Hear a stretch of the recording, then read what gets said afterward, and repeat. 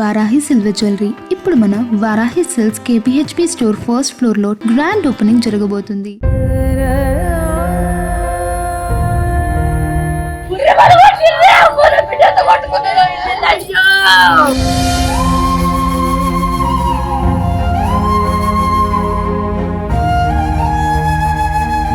వైష్ణవి ఇంటికి వెళ్ళి వచ్చారు కాబట్టి ఏమర్థమైంది మీకు క్లియర్ గా? నాకు అక్కడికి వెళ్ళి చూసిన తర్వాత చెయ్యని తప్పుకు ఈ అమ్మాయి బాధ్యురాలైంది అనిపించింది. వాళ్ళ మదర్ వాళ్ళు ఆ హరిబాబు గాని వాళ్ళ మదర్ వాళ్ళకి ఇష్టం లేకపోయినా కూడా వీళ్ళే పెళ్లి చేసి వీళ్ళకే వచ్చి వీళ్ళింట్లోనే ఉంటూ వీళ్ళ బిడ్డనే చంపిండు. ఇక్కడ అన్ఎక్స్పెక్టెడ్ గా జరిగింది కాదు. వైష్ణవి కేసులో ప్లాన్ ప్రకారంగా చేశాడు. ఆ చాకేమన్నా గాల్లోకెళ్ళి వస్తుందా? వాడు ఆల్రెడీ మెత్త కింద పెట్టుకున్నాడు 20 కత్తిపోట్లు. ఇక్కడ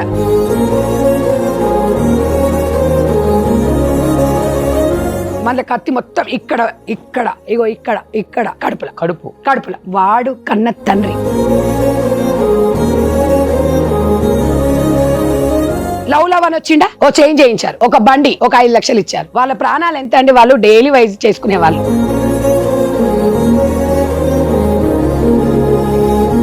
ఇక్కడ వాస్తవంగా చెప్పాలంటే ఆ కోరట్ల ఎమ్మెల్యే కంచర్లు కదా ఈ చంపినోడు అన్నదమ్ముళ్ళు. ఇప్పుడు కొత్త చట్టాలు తెచ్చుకుందామా? కొత్త ఏమొద్దు, ఉన్న చట్టాలని ఎందుకు ఇంప్లిమెంటేషన్ చేయలేకపోతుంది సమాజం? కేంద్ర ప్రభుత్వం ఏం చేస్తుంది అని అడుగుతున్నా. ప్రజ్వల్ గౌడ్ ఉన్నాడు కదా, కుమార్ స్వామి వాళ్ళ అన్న కొడుకు. జడ్జెస్ గానీ అడ్వకేట్స్ గానీ అతను బయటికి తెప్పించే ప్రయత్నం అయితే చేయొద్దన్నారు ఎవరు. మరి వాళ్ళందరూ సెంట్రల్ మినిస్టర్ కదా, వాళ్ళ పెద్దనాన్న. అలాంటి చట్టాలు నిజంగా రావాలి. మీరు నమ్మరు, వాళ్ళిద్దరు అరెస్ట్లు అయిన తర్వాత హై సొసైటీ పీపుల్ ఉంటారు చూసారా, వాళ్ళకి ఒక భయం. ఏది చచ్చిపోయినానండి 90 రోజుల్లో బయటకు వచ్చేస్తారా, మళ్ళీ ఇప్పుడులాగా పెళ్లి చేసుకోవచ్చు, గోదాన్ని చంపొచ్చు, మళ్ళీ పోవచ్చు, మళ్ళీ 90 రోజుల్లో రావచ్చు. ఈ చట్టం కాకుండా అరే ఉచ్చబోసుకునేప్పుడు కూడా పక్కన మనిషి లేకపోతే వాడికి వణుకు రావాలి, అలాంటి చట్టం రావాలి. అలవాళ్ళలో అమ్మాయి తల్లి ఒప్పుకోలేదని చెప్పేసి లవరు ఆ పిల్ల కలిపి ఆ అమ్మాయి తల్లిని చంపేసి ఇంట్లో శవాన్ని పెట్టేసి ఆ ఇంట్లోనే సంసారం చేస్తున్నారంట. దరిద్రపు అనకూడదు, దరిద్రపు ఉండనే అది. నేను చెప్తున్నాను, సమాజంలో మార్పు మనం తెచ్చుకోపోతే రేపు మన ఇంట్లో జరుగుతుంది, మీ ఇంట్లో జరుగుతుంది. ఇది జరగకుండా అట్లీస్ట్ కొంతవరకు ఆపుకోవాలంటే మనం మారాలి. Hi hello, welcome to Suman TV. నేను మీ Roshan. So first of all అంటే ఇప్పుడు మెసేజ్లు ఇస్తే తీసుకునే వాళ్ళు అయితే ఎవరు లేరు ఈ సమాజంలో. అది మటుకు ఫుల్ క్లారిటీ వచ్చేసింది. అంటే ఒకటి చెప్తే మేము వినేది ఏంట్రా, మీ మెసేజ్ ఎవరికి కావాలరా అనే స్థాయికి వెళ్ళిపోయింది సమాజం. అట్లీస్ట్ వినకపోయారు కానీ సమాజంలో ఏం జరుగుతుందో మాత్రం కొంచెం కళ్ళు తెరిచి చూడండి. మానవ సంబంధాలు లేవు అంటే అమ్మ నాన్న అక్క బావ అన్న వదిన కొడుకు కూతురు వరుసలు లేవు. ఓన్లీ ఆర్థిక బంధాలు. ఎట్లా అయిపోతుందంటే ఈ సమాజం నిజంగా. ఒకవైపు నార్త్ కల్చర్ మనకు కూడా వచ్చేసింది, చంపుకోవటాలు, చంపించటాలు, పగలు తీర్చుకోవటాలు. నిజంగా మన తెలుగు స్టేట్స్ ఒకప్పుడు ఉమ్మడి ఆంధ్రప్రదేశ్ ఉన్నప్పుడు ఎలా ఉండేది అంటే క్రైమ్ చాలా తక్కువనే చెప్పుకోవచ్చు ఆ టైంలో. కానీ లాస్ట్ ఒక 4-5 ఇయర్స్ నేను చూస్తుంటే అతి దారుణంగా క్రైమ్స్. అంటే గవర్నమెంట్లు ఉన్నాయా, గవర్నమెంట్లు నడుస్తున్నాయా, హోంశాఖ అనేది కూడా ఒకటి ఉందా, వీళ్ళకి చట్టాలు లేవా, ఎందుకు వీళ్ళని శిక్షించట్లేదు? నిజంగా సౌదీ అరేబియా లేకపోతే దుబాయ్లలో ఉన్న చట్టాలు ఖచ్చితంగా మన ఆంధ్రప్రదేశ్ తెలంగాణకు కూడా రావాలనిపిస్తుంది ఇప్పుడున్న క్రైమ్స్ చూస్తుంటే. అంతే దారుణంగా ఉన్నాయి క్రైమ్స్. అండ్ రీసెంట్గా ఆ అమ్మాయి వైష్ణవిని అతి దారుణంగా కడుపుతో ఉన్న అమ్మాయిని కూడా చంపారు కోరుట్ల నియోజకవర్గం మాదాపూర్లో. అండ్ ప్రజెంట్ నాతో పాటు ఉన్నారు mother foundation chairman Sandhya Reddy Reddy గారు. అక్కడికి వెళ్ళొచ్చారు. అసలు ఫ్యామిలీ సిచ్యువేషన్ ఏంటి, 13 మంది అన్నదమ్ములు, వాడిని బయటకు వస్తే మేము వదలం, చంపేస్తాం ఎట్టి పరిస్థితులు అని చెప్తున్నారు. వాడికి ఉరిశిక్ష పడాలని చెప్పి ఖచ్చితంగా ఫ్యామిలీ కూడా డిమాండ్ చేస్తుంది. అసలు గవర్నమెంట్ ఏం చేస్తుంది? హోంశాఖ ఏమో ముఖ్యమంత్రి దగ్గర ఉంది, ఎవరికి చెప్పాలి? రిప్రజెంటేషన్ ఇవ్వడానికి ఎవరు లేరు. అసలు ఏం జరుగుతుంది తెలంగాణలో? చాలా క్రైమ్ కూడా పెరుగుతుంది చెప్పాలంటే. దాని మీద మాట్లాడడానికి నాతో పాటు సిద్ధంగా ఉన్నారు ఆమె. నమస్తే అండి. నమస్తే రోషన్ గారు. నిజంగా లాస్ట్ వస్త్రధారణ విషయంలో కూడా చాలా గట్టిగా మాట్లాడారు, స్ట్రాంగ్ వాయిస్ వినిపించారు. చెప్పాలంటే సమాజంలో ఇలాంటి ఒక మహిళ కూడా ఉంది, పర్లేదు, కొంత అంటే మొత్తం చేంజ్ అయిపోయినా కాదు, అట్లీస్ట్ చిన్న అవేర్నెస్ వచ్చింది అనేది కూడా ఒకటి వచ్చింది మీరు వచ్చిన తర్వాత. బట్ నెగిటివ్ కూడా మీ పార్టీ నుంచి మీకు వచ్చే ఉంటుంది, అది వేరే విషయం. బట్ వైష్ణవి ఇంటికి వెళ్ళి వచ్చారు కాబట్టి ఏమర్థమైంది మీకు క్లియర్గా? ఎందుకంటే రకరకాల కథనాలు వినిపిస్తున్నాయి. ఒక పక్కన లవ్ మ్యారేజ్ అన్నారు, ఒక పక్కన arranged marriage come love marriage, వాడు ట్రాప్ చేసి పెళ్లి చేసుకొని కడుపుతో ఉన్న ఆయన అమ్మాయిని చంపారు. 5 నెలలు ఏదో కడుపు అంట అమ్మాయికి, గర్భవతి అన్నారు. ఇంట్లోనే చంపి సైలెంట్గా వెళ్ళిపోయారు అనేది. ఒక పక్కనేమో అటు పక్కన బీఆర్ఎస్ ఎమ్మెల్యే సంజయ్ గారి అనుచరులు ఈ చంపిన వాడి అన్నదమ్ముళ్ళు అని చెప్తున్నారు. తల్లి మేము చూసుకుంటాం, చంపేయని తల్లి సిగ్నల్ ఇచ్చింది అంటున్నారు. మీరు వెళ్ళొచ్చారు కాబట్టి ఏం చెప్పారు వాళ్ళ పేరెంట్స్ మీకు? నాకు అక్కడికి వెళ్ళిన చూసిన తర్వాత చెయ్యని తప్పుకు ఈ అమ్మాయి బాధ్యురాలైంది అనిపించింది. అసలు ఆ అమ్మాయి తప్పు లేదు అక్కడ. ఇప్పుడు ఆ అమ్మాయి ప్రేమించలేదు ఫస్ట్, అతనే ఈ అమ్మాయి ఇష్టపడ్డాడు. యూట్యూబ్లోనే చూసో దేంట్లో వచ్చి అడిగిన తర్వాత కూడా వాడికి బాగా కర్రెగా ఉన్నాడు, నాకు వద్దు అది ఇది అని కూడా అమ్మాయి అవాయిడ్ చేసింది. సరే ఆ అమ్మాయి వయసు చిన్నదైనా కూడా వాడు నాకు తెలిసి 10 సంవత్సరాలు పెద్ద అనుకుంటా. వాడు ఏదంటే మృత్యు రూపంలో వచ్చాడు రోషన్ గారు. అమ్మాయిని చంపాలి అంటే వీడి ద్వారానే అమ్మాయి చనిపోవాలని రాసి పెట్టుందేమో. అలా వస్తే ఇంకా సరేలే వాడు ఇష్టపడ్డాడు కదా, లేకపోతే నేను పాయిజన్ తాగుతాను. పాయిజన్ కూడా తాగిండంట. వాడు పాయిజన్ తాగిన తర్వాత మనం ఏమనిపిస్తుంది అప్పుడు, అమ్మో అమ్మాయిలు నా కోసం వాడు పాయిజన్ తాగాడు అమ్మ అని చెప్పేసి వాళ్ళ కుటుంబం కూడా సరేలే ఇంతకన్నా ఎక్కువ నా బిడ్డను మంచి చూసుకునే వాళ్ళు ఎవరు ఉంటారు అని చెప్పేసి ఏ తల్లైనా కోరుకుంటుంది. కానీ నా బిడ్డ చనిపోవాలని ఏ తల్లి ఎందుకు కోరుకుంటుంది? అలా నేను ఆమెను అడిగాను, ఆమె చెప్తుంది. అక్కడికి వెళ్ళిన తర్వాత సిచ్యువేషన్ చూస్తే వాడు వాళ్ళ మదర్ వాళ్ళు హరిబాబు కానీ వాళ్ళ మదర్ వాళ్ళకి ఇష్టం లేకపోయినా కూడా వీళ్ళే పెళ్లి చేసి వీళ్ళకే వచ్చి వీళ్ళింట్లోనే ఉంటే వీళ్ళ బిడ్డనే చంపిండు. అంటే నేను ఒక్కటే అడుగుతున్నాను రోషన్ గారు, చట్టాలు మార్పులు అంటాం. నిర్భయ కేసు ఉంది, నిర్భయ కేసులో ఫాస్ట్ ట్రాక్ అని చెప్పేసి ప్రగల్భాలు వలికిండ్రు. మరి ఇక్కడ వాడు ఏం చెప్తుండు, నేనే చంపాను అంటుండు. మరి ఇక్కడ మీకేం కావాలి, ఆధారాలు కావాలన్నారు. మరి ఆధారాలు ఇస్తున్నాడు కదా, మరి దీనికో బొంగు, దీనికో కమిషను, దీనికో ఒక యంత్రాంగము, ఇదంతా ఎందుకండి? వీడు ఆల్రెడీ ఇమీడియట్లీ శిక్ష పడాలి కదా. అంతే కదా. ఇప్పుడు కొత్త చట్టాలు తెచ్చుకుందామా, కొత్త ఏమొద్దు, ఉన్న చట్టాలని ఎందుకు ఇంప్లిమెంటేషన్ చేయలేకపోతుంది సమాజం? కేంద్ర ప్రభుత్వం ఏం చేస్తుంది అని అడుగుతున్నా. అంటే మనిషి ప్రాణం అయినా కూడా పట్టించుకోలేదు అంటే ఇంకెందుకండి ఈ గవర్నమెంట్లు ఉంటేంది లేకుంటేంది అనిపిస్తుంది. నేను వాళ్ళకు ఒక భరోసా ఇచ్చిన, తప్పకుండా అసెంబ్లీ నడుస్తుంది, అసెంబ్లీ కాగానే మీరందరు రండి, తప్పకుండా మనం వెళ్ళి కలుద్దామని చెప్పిన. అయితే వాళ్ళకి శిక్ష పడాలి, వాళ్ళ కుటుంబానికి న్యాయం జరగాలి. పోయిన ప్రాణాన్ని మనం తీసుకురాలేము. అంటే ఈ వైష్ణవి లాంటి అమ్మాయిలు ఇంకా బలి కాకూడదు అంటే ఇక్కడితోనే సమాప్తం కావాలని అనుకుంటున్నాం. కానీ ఒక్క దారుణం వెనుక ఒక దారుణం. ఇప్పుడు ఏమవుతుంది, వాళ్ళ అన్నలు ఏమంటున్నారు, వాడిని మాత్రం మేము వదులము అంటారు. నేను అనేది ఏంటంటే ఇప్పుడు మళ్ళీ వాడు చేసిన తప్పు మళ్ళీ ఈ పిల్లలు ఎవరో ఒకరు వాడిని చంపడం, వీళ్ళు అంతే. అంటే చౌక్ పరిస్థితి అంటే ఎట్లయిపోతుందంటే 100% ఇందులో రాష్ట్ర ప్రభుత్వాలు, కేంద్ర ప్రభుత్వాలు జోక్యం చేసుకోవాలి. చట్టంలో ఇంప్లిమెంటేషనే అక్కడ లోపంగా అనిపిస్తుంది. మీకు అర్థం కాలేదా? ఇక్కడ ఒక సంధ్యారెడ్డి సామాజికవేత్తగా మాట్లాడుతుంది, రెండు వైపులా మాట్లాడుతుంది. నేనేమో అమ్మాయి తరపున అడ్వకేట్ని కాదు, లేకపోతే అబ్బాయి తరపు అడ్వకేట్ని కాదు. ఒక సమస్య నా దగ్గరకు వచ్చినప్పుడు, నా దగ్గరికి మీ దగ్గరకు వస్తుంటే కూడా నాకు ఒక కాల్ వచ్చింది. ఆ అమ్మాయి మ్యారేజ్ చేసుకుందంట, హస్బెండ్ మంచోడంట, మామ మంచోడంట, అత్త మంచిది కాదు, బాబు ఉన్నాడు అన్న, ఏం చేయాలి నేను అని అడుగుతుంది. ఇప్పుడు ఇంకొక అమ్మాయి, ఆ అమ్మాయి 2 పిల్లలు ఉన్నారు, నా భర్త మంచోడు, మా అత్త చెప్పినట్టే ఏంటుండు, నేను ఏం చేయాలి? మరి విడిపోను, మా ఆయనతోనే ఉంటా కానీ మమ్మల్ని ఇద్దరిని కలపండి ఆ మాట. అంటే ఇక్కడ ఏమవుతుందంటే సమాజంలో ఆడపిల్లల విషయంలో అత్త పాత్ర కీలకం, మంచైనా చెడైనా. నేను అనేది ఏంటంటే సమాజంలో మార్పు రావాలంటే ఇప్పుడు ఇలా హరిబాబు గారి తల్లి జైల్లో ఉంది, వాళ్ళ జీవితాంతం ఉండాలి. వాళ్ళు మళ్ళీ బయటకు వచ్చారనుకోండి, ఇవాళ ఒకటి రోషన్ గారు కడుపుతో ఉంది అమ్మాయి, అవును, ఒక 2 ప్రాణాలు. అంతకుముందు ప్రెగ్నెంట్ తీపిచ్చాడు ఫస్ట్ టైంలో, తీపిచ్చిన తర్వాత ఇది 2వ ప్రెగ్నెంట్, 2 ప్రాణాలను తీసిండు. ఇక్కడ అన్ఎక్స్పెక్టెడ్గా జరిగింది కాదు వైష్ణవి కేసులో, ప్లాన్ ప్రకారంగా చేశాడు. ఏమండి వీరిద్దరు మాట్లాడుకుంటుంటే చాకేమన్నా గాళ్ళకెళ్ళి వస్తుందా? వాడు ఆల్రెడీ మెత్త కింద పెట్టుకున్నాడు, 20 కత్తిపోట్లు, 20 సార్లు పొడిచాడు. ఇక్కడ అంటే వాడు మంచి ప్లాన్, ఇక్కడ స్పాట్ ఇక్కడే కరెక్ట్ గా పొడిచాడు. అంటే ఇక్కడ స్పాట్ అని తెలుసు కదా, వాడు ప్లానే కదా అది. ఏదో సరే ఏదైనా కోపం వచ్చినప్పుడు ఒక దెబ్బ వేస్తే పోయి వెనక తాకుతుంది, అది వేరు. మరి ఇంత ప్లాన్ చేసి చంపిండన్నాక వీనికి అన్నం పెట్టుకుంటూ, వీని సాకుకుంటూ, వీని ఎందుకు సేవ్ చేస్తున్నారు అని నేను అడుగుతున్నా. ఇంతకన్నా ఎక్కువ సాక్ష్యాలు ఏం కావాలి? ఏంటే వాడు ఒప్పుకున్న తర్వాత ఒప్పుకోలేదంటే సమాధానం చెప్పినాక ఇంకెందుకండి? హోంశాఖ ఇమ్మీడియట్ గా ఈ విషయంలో స్పందించాల్సిన అవసరం ఉంది. ఇలాంటి వైష్ణవి లాంటి కుటుంబాలు ఇంకా బాధన అనేది వాళ్ళు ఎవరు ఒప్పుకోవట్లేదు. అక్కడ ఉన్న పరిస్థితులు చూస్తే వాళ్ళమ్మ బాధ ఇవాళ ఒక తల్లి బాధ ఎట్లుంటుంది మీకు తెలుసు కదా, బిడ్డ రాదనేది ఒకటి, వద్దంటే నేనే చేసిన అనేది ఒకటి. సరే బిడ్డ ఒప్పుకో అమ్మా, నీ గురించి మంచిగా చూసుకుంటా అంటుండు కదా అని. ఇవాళ వాళ్ళు ఆ బిడ్డ కోసం 30 లక్షలు అప్పు చేసిండ్రు. ఇప్పుడు వాళ్ళు ఒప్పించి పెళ్లి చేశారా లేకపోతే వీళ్ళు వెళ్ళి ఫస్ట్ ఒప్పించారు. ఒప్పిస్తే అమ్మాయి ఒప్పుకోలేదు అని చెప్పింది.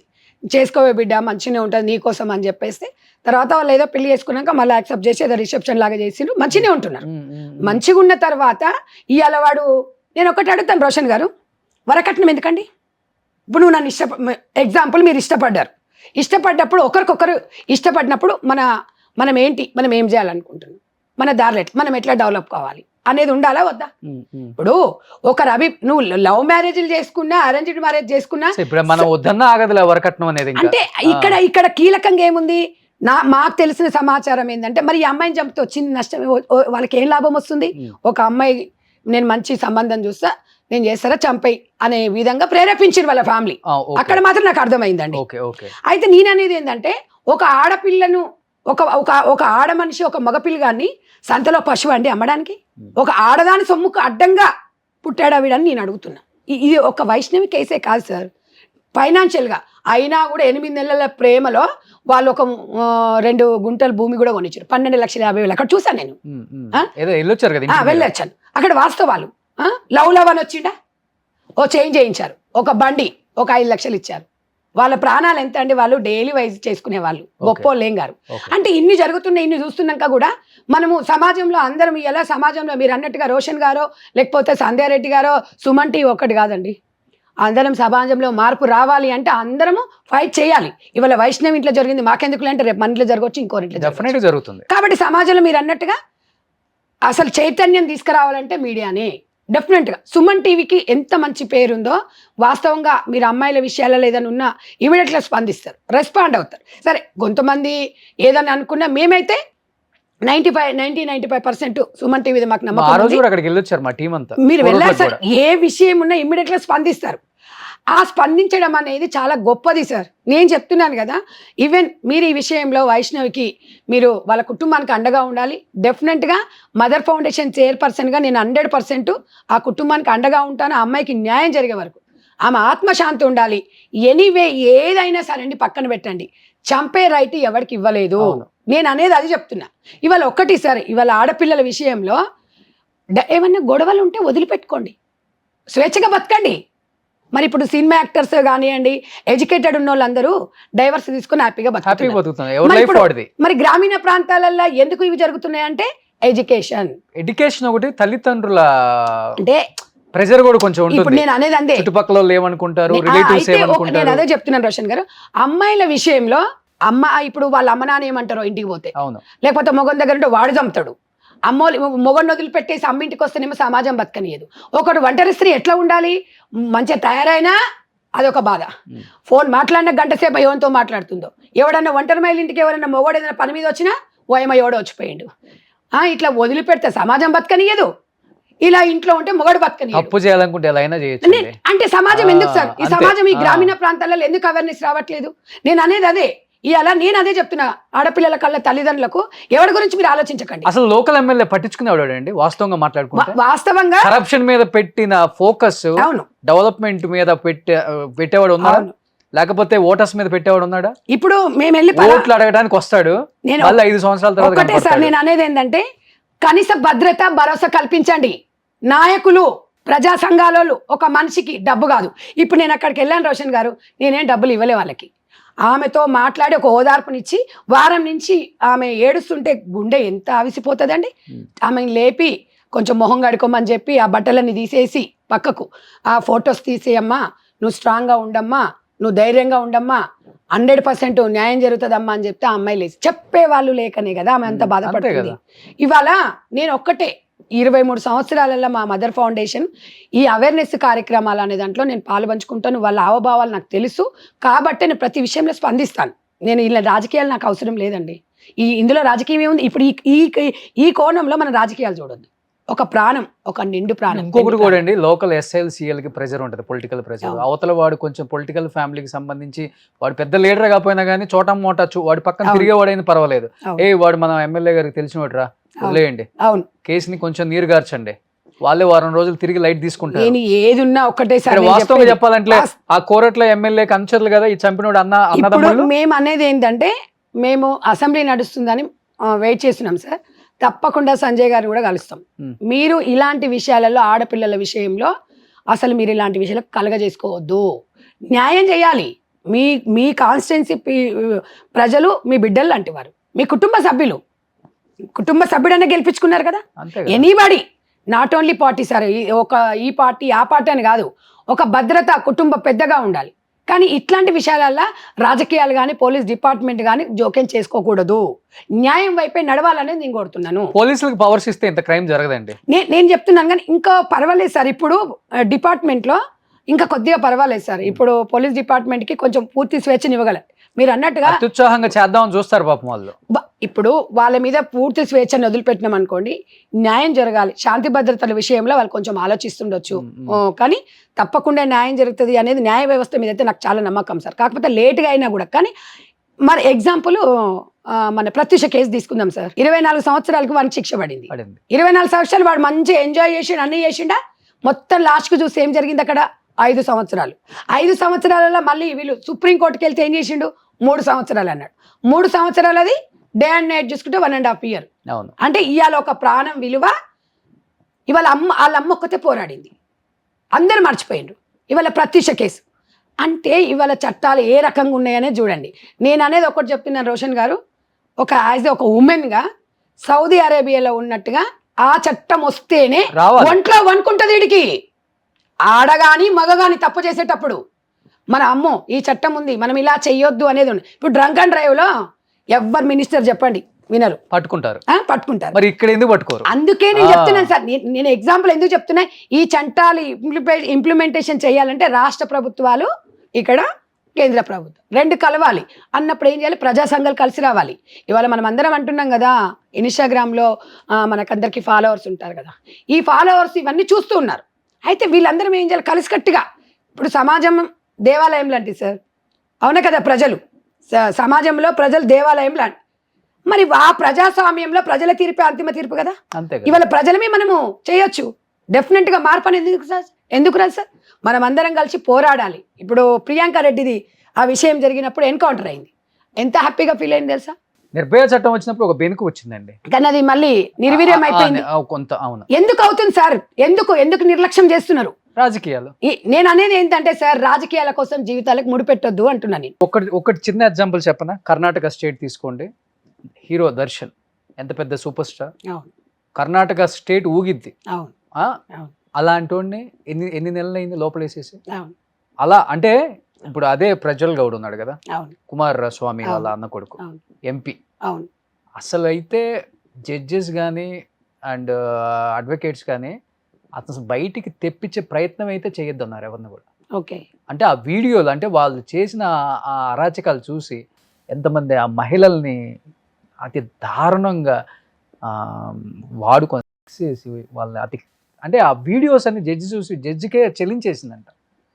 ఇప్పటికి లోపలే ఉన్నారు. మరి వాళ్ళన్న సెంట్రల్ మినిస్టర్ కదా వాళ్ళ పెదనాన్న. అలాంటి చట్టాలు నిజంగా రావాలి. సామాన్యుడికి జరిగినప్పుడు కూడా అవి కూడా సార్ నేను అదే చెప్తున్నాను, సామాన్యునికి కాదు ఎవరికైనా కూడా. ఎగ్జాంపుల్ ఇక్కడ మిర్యాలగూడ అమృత విషయం చూసినాం. అవును, అమ్మాయి ప్రేమించి పెళ్లి చేసుకుంది, ఎంతో ప్రాణంగా ఉన్న తండ్రి ప్రాణం పోయింది, ఎంతో ప్రాణంగా ప్రేమించిన భర్త ప్రాణం పోయింది, ఎంతో ప్రాణంగా కుటుంబం అంతా చూసుకున్న వాళ్ళు జైలుకు పోయేసి వచ్చారు. ప్రణయ్ వాళ్ళ తల్లిదండ్రులకు కొడుకు దూరం అయ్యిండు, ప్రణయ్కి పుట్టిన కొడుకుకు తండ్రి లేడు, ఇప్పుడు ఈ అమ్మాయికి భర్త లేడు. అంటే ఎగ్జాంపుల్ నేను ఏం చెప్తున్నా, మానవ సంబంధాలు ఎక్కడ పోయినాయి?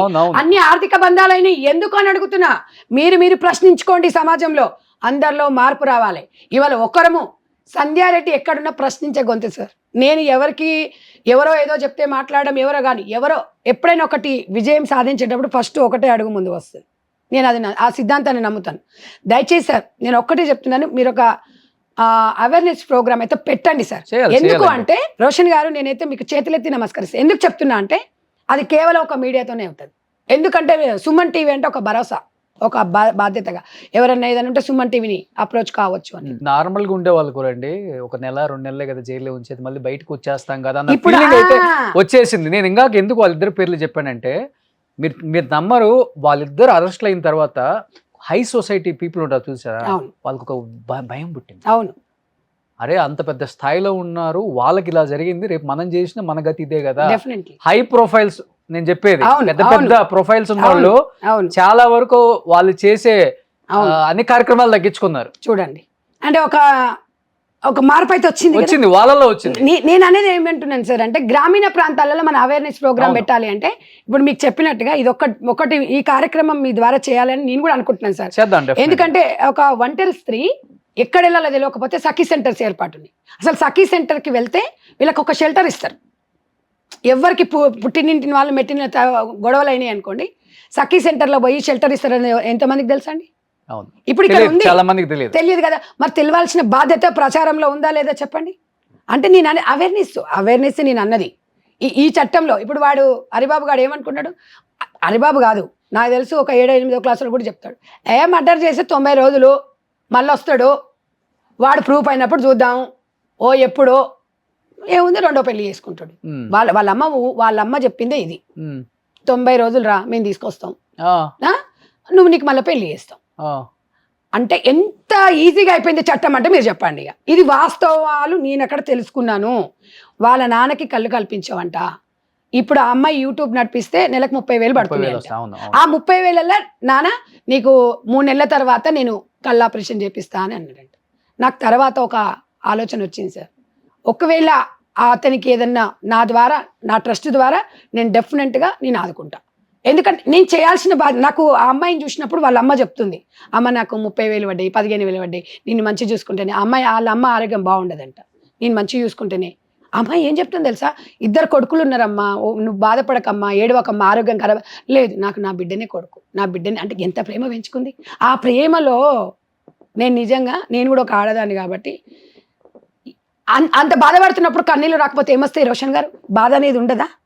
అట్లీస్ట్ ఎంత మానవ మృగానికైనా వస్తుంది. కానీ ఆ ముండా కొడుకనికి మాత్రం హ్యాపీగా చంపిండు, హ్యాపీగా పొద్దుగాల పళ్ళు తోకొని వాడు వెళ్ళిపోయిండంటే వాడు మనిషి కాదు. నైట్ చంపారంట, 2 గంటలకు వచ్చిందంటే సార్. వాళ్ళ అమ్మ రాగానే ఏం చేసిరంటే, ఏమయ్యా సౌండ్ వస్తుంది లేని భర్తని లేపిందంట. వైష్ణవ వాళ్ళ అమ్మ పేరు రాణి. లేపగానే పోయి డోర్ కొట్టిరంట. కొట్టంగానే వాడు ఏం నాటకాలు ఆడిండు, ఇక భార్య భర్తలు ఎలా మాట్లాడుకుంటారో అలా నవ్వుతూ సరసాలు ఆడుకుంటున్నారు అన్నట్టుగా ఉంటే, నడు వాళ్ళిద్దరు మంచిగా ఉన్నారని చెప్పేసి మళ్ళీ వాళ్ళ తండ్రి తీసుకొని పోయిండంట. అంటే మీ నాటకం అప్పటికే అమ్మాయి చచ్చిపోయింది, అప్పటికే చంపినట్టున్నాడు. అనగానే మళ్ళా కొద్దిసేపటికి మళ్ళీ సౌండ్ వచ్చిందంట. వాడు ఏం చేసిండంటే మొత్తము చంపేసిండు, ఇక్కడ పొడిసిండు, అమ్మాయిని ఫస్ట్ మెత్తబెట్టి ఊపిరాడకుండా చంపేసిండు నిద్రలోనే. చంపేసిన తర్వాత మళ్ళా కత్తి మొత్తం ఇక్కడ కడుపుల వాడు కన్న తండ్రి బిడ్డకి. అవునా? ఇంకొక 4-5 నెలలు అయితే.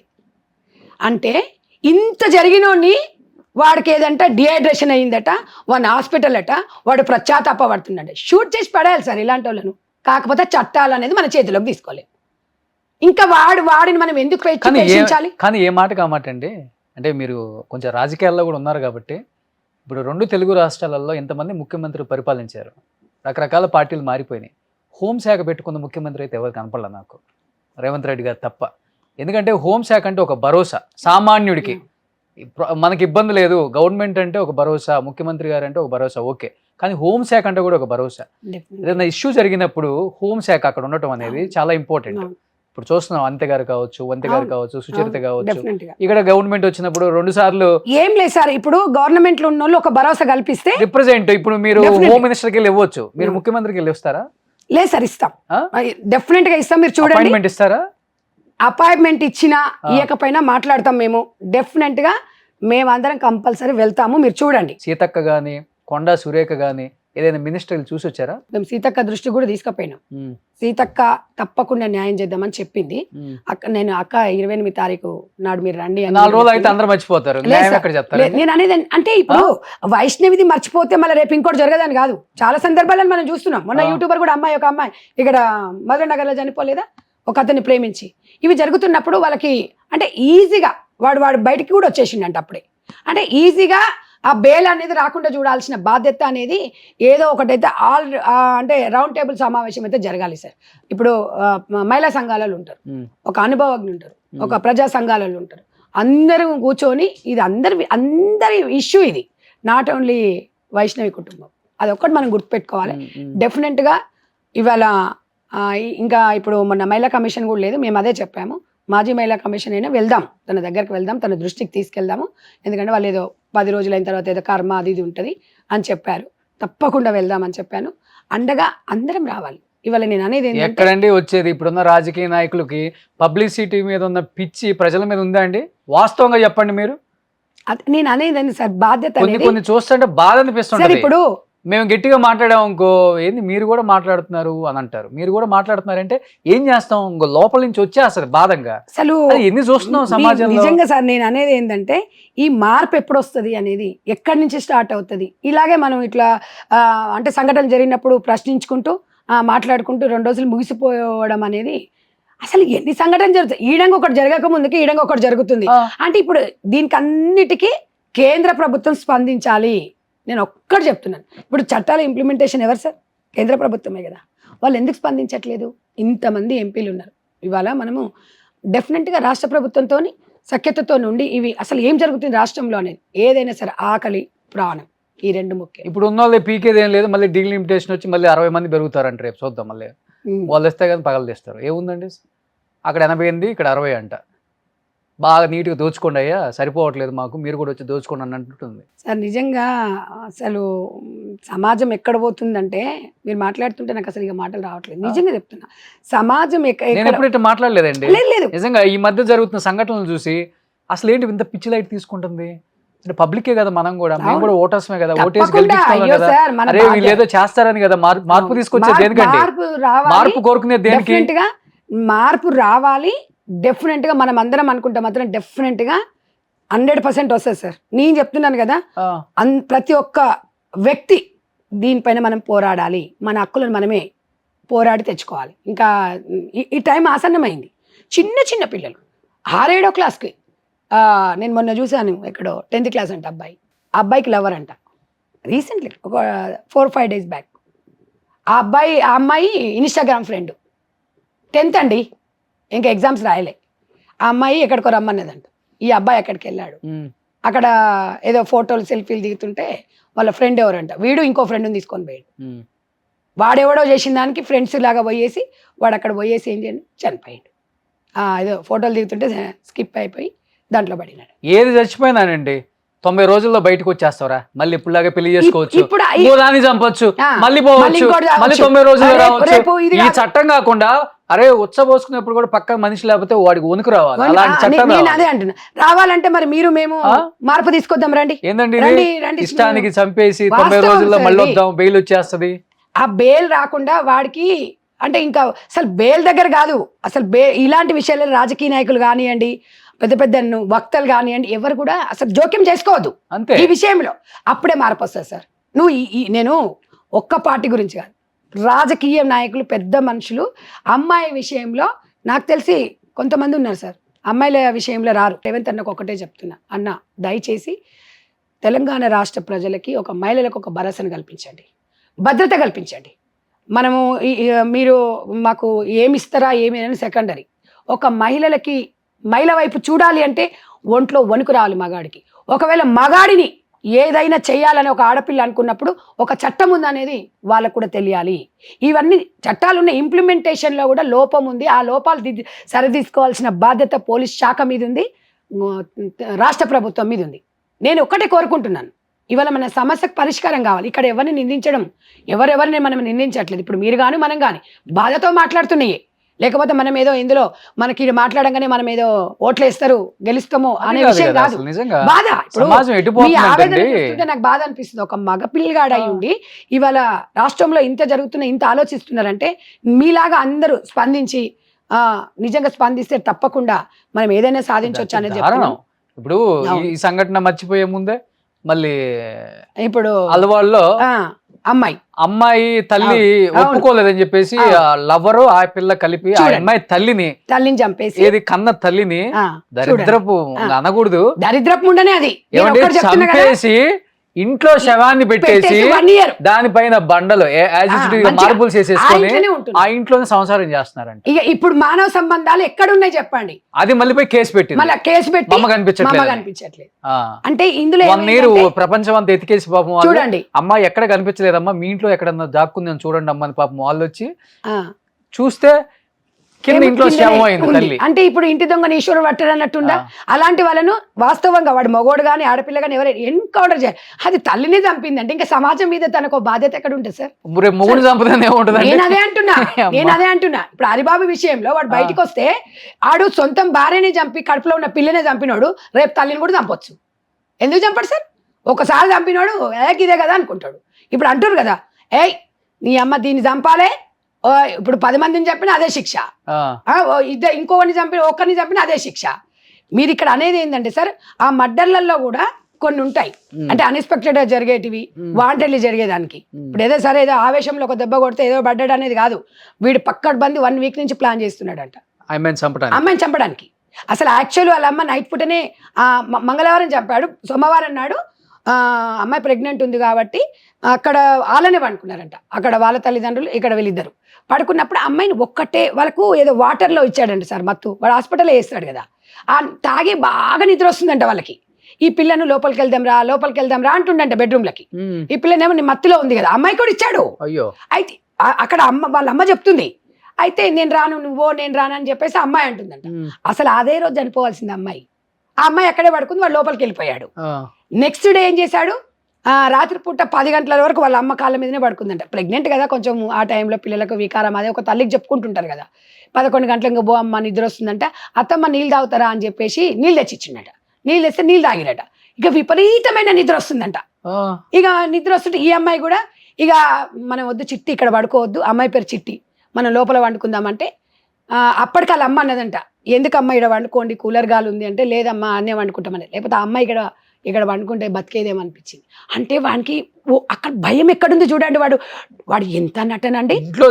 ఇంట్లో చంపడం, వాళ్ళ పెట్టిన తిండి తిని వాళ్ళ ఇంటికి వచ్చి వాళ్ళ బిడ్డను చంపి, ఇంతమంది అన్నదమ్ముల సమక్షంలో పండుగలు అయితే అందరు తలా ఒక డ్రెస్ చేస్తారంట. ఇంకా ఇంతకన్నా 13 మంది అన్నదమ్ములు వాళ్ళు అసలు ఫుల్ వాళ్ళ కోపం చూస్తుంటే వాడిని అయితే నేను చెప్తున్నా కదా సార్, ఒకవేళ వాడికి చట్టపరంగా బయటికి ఇట్లా వచ్చిండు అనుకో, వాడికి ఒకవేళ ఇక మనకున్న చట్టాలు ఉన్నాయి కదా 90 రోజుల బెయిల్ రావాలని, ఒకవేళ ఆడు బయటకు వస్తే మాత్రం వాళ్ళైతే ఉంచారండి. నేనే అంటే వాళ్ళ ఆవేశం చూస్తే అనిపించింది. అన్నలతో అందరితో మాట్లాడి 2 అన్నలకు చెప్పిన, సొంతం అన్నలకు చెప్పిన, వద్దు బిడ్డ మీరు వాడి మీద కక్ష తీర్చుకో ప్రయత్నం చేయకండి, చట్టాన్ని మీరు చేతిలోకి తీసుకోకండి. ఎందుకు అంటే మీకు ఇద్దరికి కుటుంబాలు ఉన్నాయి, పిల్లలు ఉన్నారు, వాళ్ళ 2 అన్నలకు. మీ భార్య వాళ్ళు వాళ్ళు ఇబ్బంది పడతారు. చావుకు పరిష్కారం కాదు, అందరం కలిసి మనం పోరాడదాం. ఇలాంటిది ఏ సిచ్యువేషన్ రావద్దని క్లియర్గా చెప్పొచ్చిన సార్ నేను. ఎందుకంటే ఆవేశం ఉంటుంది. మా చెల్లె అంటుండు, వాడు చిన్న అయితే అంటుండు, నా చెల్లెనే పోయినాక నేనెందుకు మేడం అంటుండు. వాస్తవం. అంటే ఆ చెల్లెని అంత ప్రేమించిండు వాళ్ళ అన్నదమ్ముల పిల్ల 13 మంది అన్నదమ్ములు. నేనేమంటున్నా అంటే వదిలేస్తే డైవర్స్ లేవా సార్? వాడు ఇంకో పెళ్లి చేసుకోవచ్చు కదా అని నేను అంటున్నా. మీరు చావు పరిష్కారం ఎట్లా అవుతుంది? ఇష్టం లేకపోతే వదిలిపెట్టండి, ఎవడు మన తల్లిదండ్రుల్లో కూడా మార్పు రావాలి. డెఫినెట్. పిల్లలకు నచ్చకపోతే కూర్చొని మాట్లాడండి. ఎస్పెషల్లీ రూరల్ ఏరియా నేను చెప్తుంది. అమ్మా మరి చేతులు జోడించి నమస్కారం చేసి చెప్పుకోవచ్చు అందరికి. పిల్లలకి అబ్బాయికైనా అమ్మాయికైనా నచ్చకపోతే కూర్చోబెట్టి మాట్లాడండి. పిల్లలున్నా పర్లేదు, ఎవరు బతుకోవాలి బతుకుతారు. సొసైటీలో చాలా ఆపర్చునిటీ ఉంది. స్టార్ట్అప్ కంపెనీలు వచ్చినాయి, రకరకాలుగా చదువు ఉంటే ఏదైనా చేసుకోవచ్చు. డిగ్రీ చదువుకున్న వాళ్ళు కూడా బతికేస్తున్నారండి. వాళ్ళ పిల్లలు చదివించుకుంటారమ్మా. మీరు చుట్టుపక్కల అనుకుంటారు, రిలేటివ్స్ అనుకుంటారు, మీ అక్క బావ, మీ అన్న వదిన ఏమనుకుంటారు, ఇవన్నీ వద్దు. వాళ్ళు ప్రాణంతో ఉంటే మీ కళ్ళ ముందు ఉంటే హ్యాపీగా ఉంటే చాలు. వద్దు అలాంటి లైఫ్లు. అవునండి. తర్వాత వాళ్ళు చచ్చిపోయిన తర్వాత ఇవాళ ఎట్లా బాధపడుతుందేమో. అసలు బాధ మామూలుగా కాదు. నాకు అన్నం ఎవరు పెట్టుకొస్తారు, నా బిడ్డ అమ్మ అని ఎవరు పిలుస్తారు, ఇంట్లో మొత్తం గజ్జల సప్పుడు అవుతుంది. ఆమె మాట్లాడుతుంటే గుండె తరకపోతుందండి. వాళ్ళు ఇంకొకటి ఏంటంటే శవం అని చెప్పి అక్కడ ఆ బొందగడ్డ మీద వాళ్ళు అదేశారు. అంటే మా చెల్లెకి అసలు సార్ మీరు అలాంటివి చూసినప్పుడు ఎంత బాధేస్తారు చెప్పండి. నేను అనేది ఏంటంటే ఏదున్నా చంపడాలనేది అతి పెద్ద నేరం. అవును. అరే మీకు ఇష్టం లేకపోతే వదిలిపెట్టండి, మీ బతుకులు మీరు బతకండి.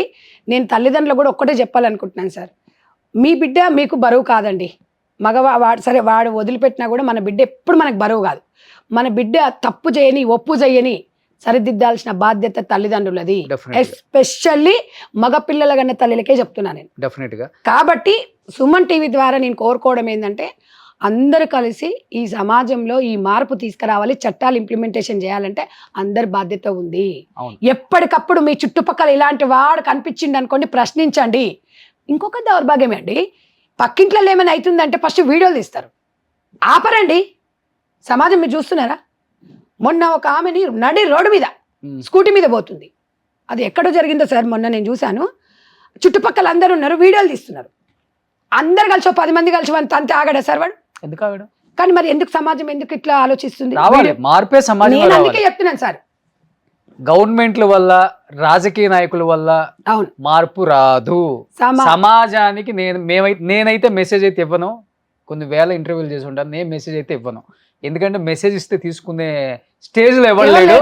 నేను చెప్తున్నాను, సమాజంలో మార్పు మనం తెచ్చుకోపోతే రేపు మన ఇంట్లో జరుగుతుంది, మీ ఇంట్లో జరుగుతుంది, మీ పక్కింట్లో జరుగుతుంది, ఎవడింట్లో అయినా జరుగుతుంది. ఇది జరగకుండా అట్లీస్ట్ కొంతవరకు ఆపుకోవాలంటే మనం మారాలి. మెసేజ్ ఇవ్వట్లా, మనం మారి మనం మార్చుకున్నాం ఈ సమాజాన్ని. నాయకులు మార్చదు. ఓట్లు ఎప్పుడు వస్తారు, ఓట్లు వేయించుకుంటారు, శుభ్రంగా వాళ్ళు ఏం చేసుకోవాలో వాళ్ళు చేసుకుంటారు. 50 పెట్టామా 100 ఎట్లా ఆగాలి, 100 పెడితే 200 ఎట్లా ఆగాలి, వాళ్ళ కాన్సెప్ట్ వాళ్ళదే. వాళ్ళతో మనకు సంబంధం లేదు. అట్లీస్ట్ సమాజంలో మనం ముందడుగేసి మన సమాజాన్ని మనం మార్చుకుందాం. అట్లీస్ట్ ఇలాంటివి జరగకుండా ఆఫ్ చేద్దాం. అది మనం రిక్వెస్ట్ చేస్తున్నాను అందరినీ. డెఫినెట్గా ఇలాంటి కార్యక్రమాలు ఎన్నో చేయడానికి నేనైతే పూనుకున్నాను. అండ్ డెఫినెట్గా సమాజంలో జరిగే ప్రతిదీ కూడా మీకు ఇట్లాంటి ప్రాబ్లం ఉన్నా కానీ కింద స్క్రీన్ మీద కనిపించిన నెంబర్కి కాల్ చేయొచ్చు. అయితే సంధ్యారెడ్డి గారి త్రూ ఎంతోమంది భర్తలను వదిలిపెట్టిన ఆడవాళ్ళు కూడా ఉన్నారు. వాళ్ళకు కూడా ఆమె ఎంతో ఉపాధినిస్తుంది. అండ్ సఖీ సెంటర్స్ కానీ, లేకపోతే ఆమె ఎంతోమందికి కుట్టు మిషన్లతో మిషన్స్ కుట్టి నేర్పించుకోవడం, వాళ్ళ బట్టలు కుట్టి వాళ్ళ పిల్లల్ని ఉపాధి పోషించుకునే స్థాయికి కూడా తీసుకొచ్చారు. ఆమెను కూడా కాంటాక్ట్ అవ్వచ్చు. సొసైటీలో చాలా ఉన్నాయి అమ్మ. ఎవ్వరు కూడా నిరాశ పడి భర్తల దగ్గర ఉండో, లేకపోతే హస్బెండ్స్ అయినా సరే ఎవరు కూడా ఇబ్బంది పడకుండా ఎవరి పని వాళ్ళు చేసుకోవచ్చు హ్యాపీగా. సో సమాజంలో అయితే మార్పు రావాలి, మెసేజ్లు వద్దు మనకి అంతే. సో ఇదే కోరుకుంటున్నాను సంధ్యారెడ్డి గారు. Thank you. అట్లీస్ట్ మీలాంటి ఒక ఉమెన్ ఇంట్లో అన్ని చక్కదిద్దుకొని బయటకు వచ్చి వీటి మీద కూడా ఫైట్ చేస్తూ ఎన్నో కార్యక్రమాల్లో ఈ మధ్య నేను చూస్తూనే ఉన్నాను. వాయిస్ అనేది గట్టిగా వినిపిస్తున్నారు, వినిపించాలి. అట్లీస్ట్ రాజకీయ నాయకులు, మహిళా రాజకీయ నాయకురాళ్ళు, మేము మంత్రి అయితే బాగుండు, మా చుట్టూ ప్రోటోకాల్, లేకపోతే ఒక 10 మంది గన్మెన్లు ఉంటే బాగుండు, ఆ బిల్డప్, ఆ హవా, మేము ప్రమాణ స్వీకారం చేసేటప్పుడు కేకలు ఇస్తే బాగుండు అనే వాళ్ళని చూసాం. కానీ పదవి వచ్చినా రాపోయినా ఇప్పుడు గవర్నమెంట్ మీదున్నా మీరు ఫైట్ చేస్తున్నారు. ఏ పదవి అక్కర్లేదు, ఈ పదవి నాకు చాలా సాటిస్ఫాక్షన్ ఇచ్చింది. ఒకరికి మంచి చేయాలన్న ఒక ఆలోచన అనేది అందరికి రాదండి, మీకు వచ్చింది. సో ఇది కంటిన్యూ చేయండి. Thank you so much. Thank you sir. Thank you. Suman టీవీలో మీ పర్సనల్ అండ్ బిజినెస్ ప్రమోషన్స్ కోసం కింది నెంబర్కి కాంటాక్ట్ చేయండి.